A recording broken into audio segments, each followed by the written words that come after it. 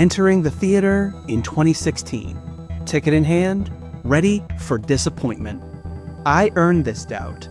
Decades of animals acting as humans. But in that theater, something happened. To understand, I must take you where it all began. Let's explore anthropofilmography.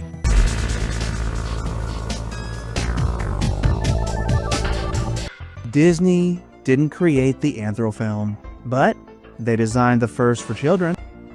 PG-13 didn't exist, so it was rated R, right? Wrong. No joke, no kids. I know enough. I can't tolerate Sausage Party. There's no crossing this sand line. We ain't found shit! Having historical relevance, understanding the genre, is acknowledging where it began. Robin Hood, the first heroic fox. First large-scale depiction of anthropomorphic animals, focused on bestial behavior and neglecting humanized characteristics. Walt envisioned a Robin Hood cartoon with a human cast. While exploring folklore characters, he conceptually envisioned the French vulpine Reynard the Fox. Primarily an anti-heroic protagonist, he set the idea that would merge with the outlaw. Both literature icons employ trickery and disguise. So, a French trickster combining an English folk hero through American animation. Does this make Robin the first heroic fox? I can't find an earlier example. Think about Brer Fox and Honest John, both Disney antagonists. Animated foxes were shifty, untrustworthy. Then, Robin Hood skulks his way into heroism. Ahead of his time, vulpine. Look at how the characters move. Alan Adale, voiced by Roger Miller, trots exactly like a rooster, a dehumanized walk cycle. Walt pursued this instinct in Bambi, refining animalistic likeness. Exaggerations reduced to emphasize species. Robin Hood is an animation first, deviating to embrace a wild side. Remember when VHS classified Disney into classic and masterpiece? Robin Hood landed in both. I never finished masterpieces such as Alice in Wonderland, Pinocchio, and Jungle. But Robin Hood is addictive. The entire movie clashes humor with conflict. As a fan to niche arts, the flick from '73 esoterically lands. Where scenes lack in transition, skilled voices bring out the beast, frequently topping lists of underrated Disney gems. It established the first large-scale blueprint for anthropomorphic storytelling, integrating animalistic behavior. These cartoon cells grow from here. Milestone contribution.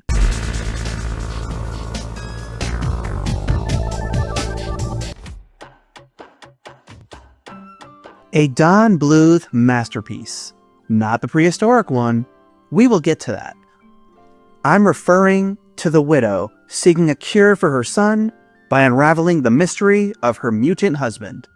Secret of Nim. Unanimously praised animation, rotoscoping actual props, genuine light sources. Models are photographed from multiple angles and directly implemented. A pair of multiplane cameras were manufactured exclusively for this movie. Mrs. Frisbee, renamed Brisbee to avoid copyright, has 46 different color palettes, a tactic to vary the value across scenes, an extension of Bluth's mindset to enhance what animation had lost. But Secret of Nim pushes narrative tone. The dark aesthetic parallels infantile defiance. There's no glamorization, no appropriatizing with kids in mind. This action reflects the deviation from Disney. Milestone contribution.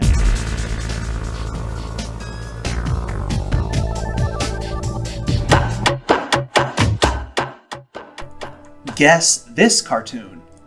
Guided by a dead parent, a cold-blooded killer stands between a diverse group and their home. Titan AE? Wrong, yet accurate. It is the same director. That's right, Don Bluth returns. 5 survivors, 1 journey. 0 chance alone. 3 horns never play with long necks. Long necks don't talk to each other. Littlefoot's mother explains each keep to their own kind, without reason. It had always been that way. The continental divide breaking them apart is exactly what brings them together. The hardships they endure in their journey as they are guided by the spirit of his mother and forced to deal with the Tyrannosaurus Rex that killed her. Different species overcoming inherent prejudice. Does that sound familiar? I'm tearing up. The Land Before Time is so ahead of its time. Never saying the word racism. No need to. Anthropomorphic storytelling became a mirror, carrying entertainment to reflect reality. I didn't know Littlefoot's mother foreshadowed the journey, but nobody knew it would migrate to another anthro milestone. Fear not, we are getting there. Milestone contribution.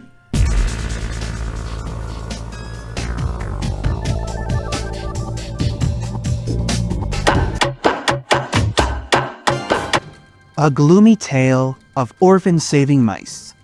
But few recall this emotionally driven narrative. A quiet, somber opening of enslavement in Devil's Bayou, contrasting the bright Disney radiance. The entire mood is set here. Carol Connors serenades the bottle's journey. So, what is contributed to anthro movies? I'm sorry. To qualify for Milestone, it would need a blindsiding follow-up. A sequel of undeniable superiority.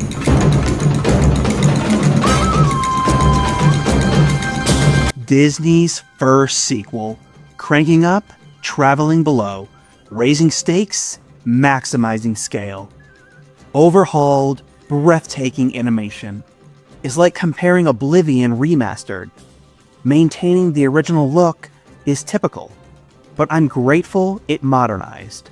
The original is already shrouded in gloom, but here is Down Under eclipsing its existence. This film hits every note.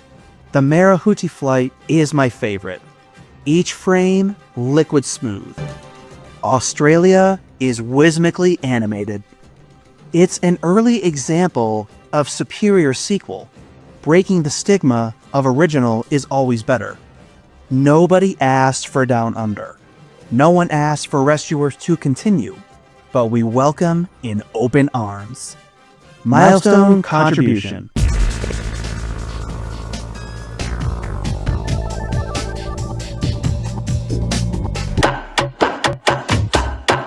What is the story of Disney's first 3D animal cartoon? Heroic journey of an unlikely protagonist? A budding adolescent romance?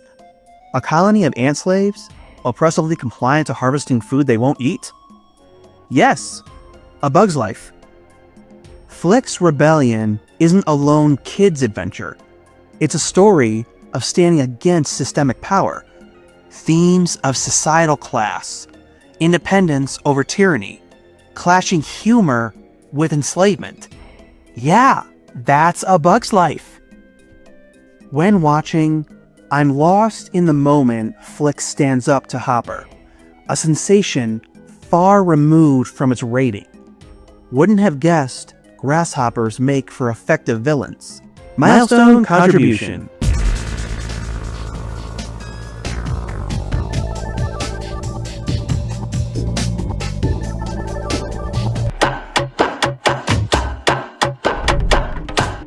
Brilliant stop-motion perspective Large foreground models, miniature background figures. The distinct textures and details of Fantastic Mr. Fox are what set it apart. Looking less like an animation to embrace a refined, realistic look. Chicken feathers differ from fox fur. Even human characters have unique flesh styles. An inanimate paradox of lifelike figures. I'm lost in the final result, forgetting it's a movie and zoning into fictionality. The perspective play is brilliant. The breakfast scene is 3 shots combined. Mr. Fox divides Felicity and Ash from the foreground, culminating a beautiful shot. It's satisfying to embrace the merge of realism into a cartoon. It gives identity, not to Anthro movies alone, but the entirety of stop motion. I didn't even mention the A-list cast. Milestone contribution.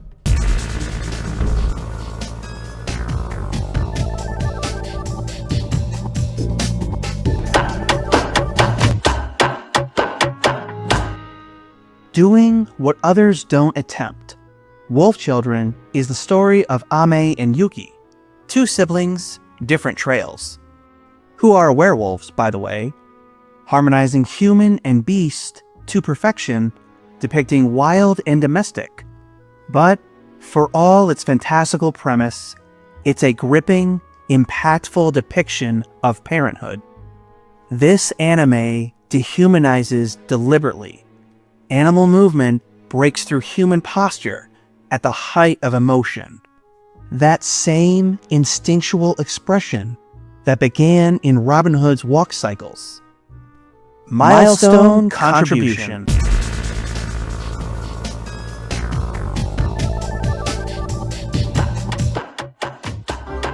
Lord Shen is a white peacock, the color associated with purity, a species regarded for elegance, and he's menacing. Kung Fu Panda 2 is my franchise favorite because of what DreamWorks were willing to do with Shen. Unflinching to his genocide, there is no softening this tone. Manifested trauma, detested villainy. His presence catches me off guard. He pushes the limits of PG, an impact forever scarring. Gary Oldman embodies dread. DreamWorks denigrates a peacock. An ash-blackened heart concealed in elegant plumage. Unconsciously forgetting I'm watching a movie. Shen bothers me. I'm asked about favorite villains. Who stands out? I've never been asked who pulls me from my comfort zone. Milestone contribution.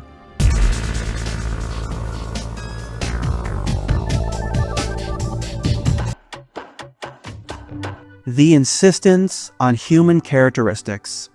I've accepted filmmakers won't animalize. An ironic animated fantasy.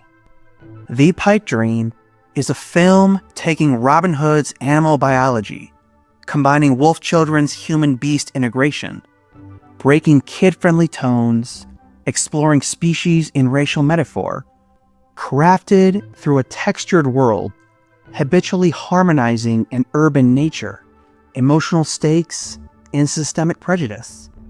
Kids are the demographic.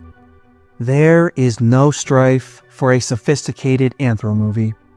Then, Disney announces something for March 2016. First outing after Chicken Little. Bought my ticket, skipped concessions, ready for another round of mediocrity. Get it over with.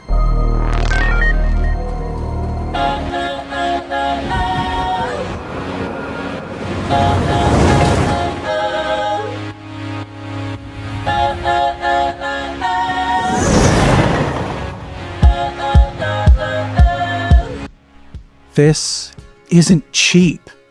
The city, it's so detailed, integrating climates for various species. The characters, behaving like animals, inaccurate body language. every beast proportionally sized. Judy is a beloved protagonist. Nick's trauma tears me from within. Animals revert to savage ways, not as villains, but social panic. Predator and prey turn against each other, racial prejudice reflecting mass stereotyping.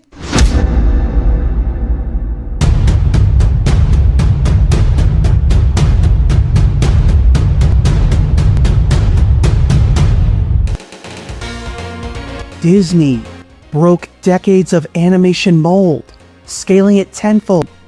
Zootopia embraces it all! 43 years after Robin Hood initiates, Zootopia perfects. The teaser is right. Humans never happened. The film I longed for, euthanizing all doubt.